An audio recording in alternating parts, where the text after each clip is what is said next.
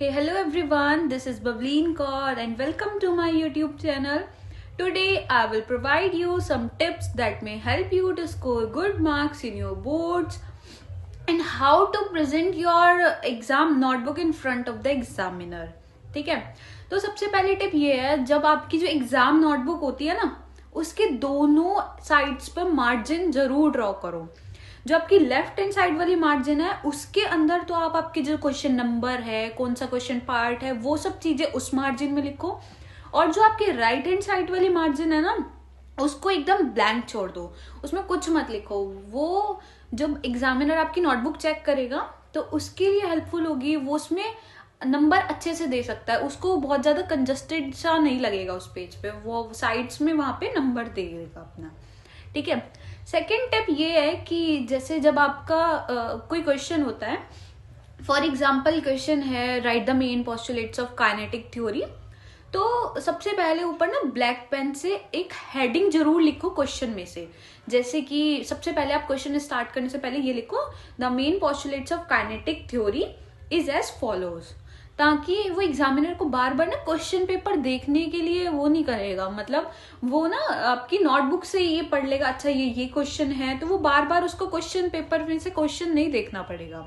ठीक है, जो हमारी सेकेंड टिप है वो ये है कि जब आपका एक क्वेश्चन हो जाए, एक क्वेश्चन और नेक्स्ट क्वेश्चन के बीच में मिनिमम 2 लाइन्स का गैप तो जरूर दो, और वहां पे एक अंडरलाइन लाइन जरूर ड्रॉ करो, मार्जिन।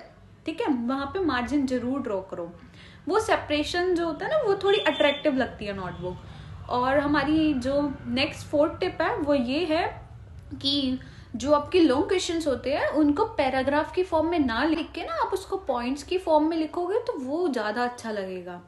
और फिर नेक्स्ट टिप है कि जैसे कोई भी क्वेश्चन है उसका ना एक फ्लो चार्ट या कोई डायग्राम वगैरह बनाओगे तो वो थोड़ा अट्रैक्टिव लगेगा।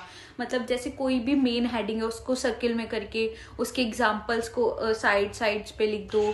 तो और जैसे कोई भी मेन पॉइंट्स हैं तो वो एग्जामिनर आपकी पूरी थ्योरी ना पढ़ के वो बस वो फ्लो चार्ट को, वो डायग्राम से ही मतलब मेन वो देख लेगा कि हाँ बच्चे को ये पता है, ये सब चीजें पता है, तो वो शायद वो पूरी थ्योरी ना पढ़े, वो उसको देख कर आपको अच्छे मार्क्स दे दे। ठीक है, और नेक्स्ट टिप है वो ये है कि जैसे आप कोई भी क्वेश्चन होता है, लॉन्ग क्वेश्चन या शॉर्ट क्वेश्चन कुछ भी, या वेरी शॉर्ट में भी, अगर जो आपका मेन कोई मतलब वर्ड है या कोई भी इंपॉर्टेंट वर्ड है उसको ब्लैक पेन से अंडरलाइन जरूर करो। ठीक है, और उसके बाद आपकी मतलब हैंडराइटिंग बहुत अच्छे से लिखो, ना बहुत ज्यादा कंजस्टेड वे में लिखो, ना ही बहुत ज्यादा दूर करके लिखो, एकदम सिंपल अच्छे से लिखो, नीट एंड क्लीन। ठीक है, और जो तुम्हारी नेक्स्ट स्टेप है वो ये है कि मतलब अपने जो क्वेश्चन पेपर में नंबर है ना उसको सही से डालो। ये नहीं कि आप कर तो रहे हो 4th क्वेश्चन और आप फर्स्ट नंबर पे कर रहे हो तो आप उसको फर्स्ट नंबर डाल रहे हो, मतलब क्वेश्चन नंबर जरूर सही से लिखो। और नेक्स्ट स्टेप ये है कि जैसे मतलब बहुत से बच्चे स्टार्टिंग से 1 मार्क्स के क्वेश्चन से स्टार्ट करते हैं, तो ऐसा आप मत करो। सबसे पहले आप लॉन्ग क्वेश्चन से मतलब बैक से पेपर स्टार्ट करो, लॉन्ग क्वेश्चन ज्यादा मार्क्स के होते हैं। सपोज करो अगर आपने स्टार्टिंग से स्टार्ट करा, ठीक है, और आपके एंड टाइम में आपके जो लॉन्ग हैं वो 4 to 5 लॉन्ग आपके क्वेश्चन रह गए। ठीक है, और लॉन्ग मिनिमम है ना, लॉन्ग वो अगर आप मानो 5 मार्क्स का 1 लॉन्ग है, ठीक है, और आपके सारे लॉन्ग रह गए हैं, तो 25 मार्क्स का, अगर आप सपोज करो 5 लॉन्ग थे और 5 मार्क्स का 1 था, तो 25 मार्क्स का आपका क्वेश्चन पेपर रह जाएगा। और आप सपोज करो अगर आप लास्ट से लिख रहे हो, लॉन्ग पहले लिख रहे हो, फिर उसके बाद शॉर्ट लिख रहे हो, फिर वेरी शॉर्ट लिख रहे हो, और अगर आपके शॉर्ट भी हैं तो वो अगर आपके 5 भी रह गए या 10 भी रह गए, 1 मार्क्स के भी हैं, तो वो फिर भी आपके उस कंपैरिजन में 25 के कंपैरिजन में 10 मार्क्स जो हैं वो कम है। तो इसलिए पहले लॉन्ग से स्टार्ट करो, long then short then very short, तो ऐसे। नेक्स्ट स्टेप ये है, जैसे जो हमारा अनसीन पैसेज होता है उसको सबसे एंड में करो। बहुत से बच्चे स्टार्टिंग में ही करना शुरू कर देते हैं, उस पे टाइम वेस्ट करते रहते हैं, उसको रीड करते रहते हैं, क्वेश्चंस नहीं मिलते, तो उसको इसलिए सबसे एंड में करो, वो आपके लिए ज्यादा बढ़िया रहेगा। ठीक है, और जो हमारी नेक्स्ट स्टेप है वो ये है कि जो चीजें आपको आती हैं उनको तो पहले करो, और जो नहीं आती उन मतलब जो चीजें आपको लगता है कि आपको बना बना के लिखनी है, उनके लिए स्पेस छोड़ दो या फिर उनको लास्ट में करना, ठीक है।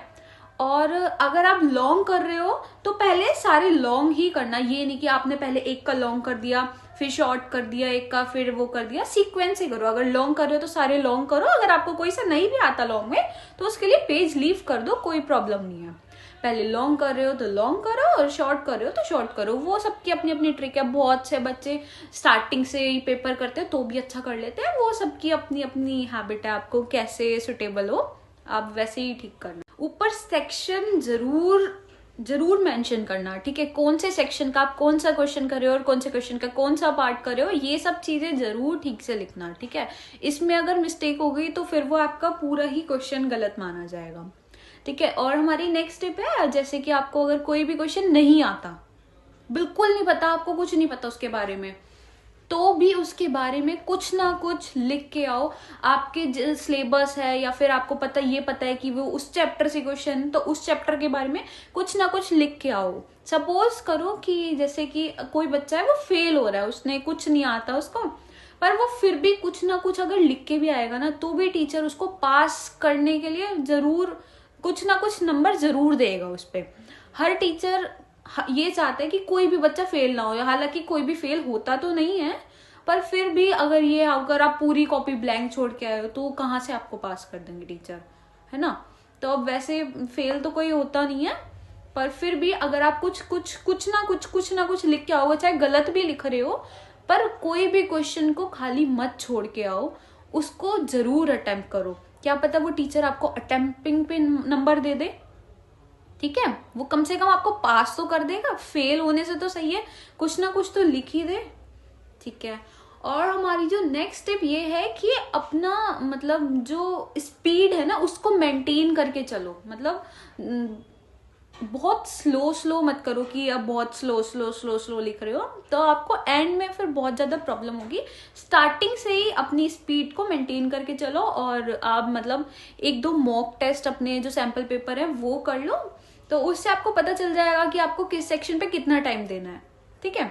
That's all for today, all the best for your board exams. I hope you all score good, and like, comment, share the video, subscribe my YouTube channel, press on the bell icon so you cannot miss any video, and if you have any query let me know in the comment section.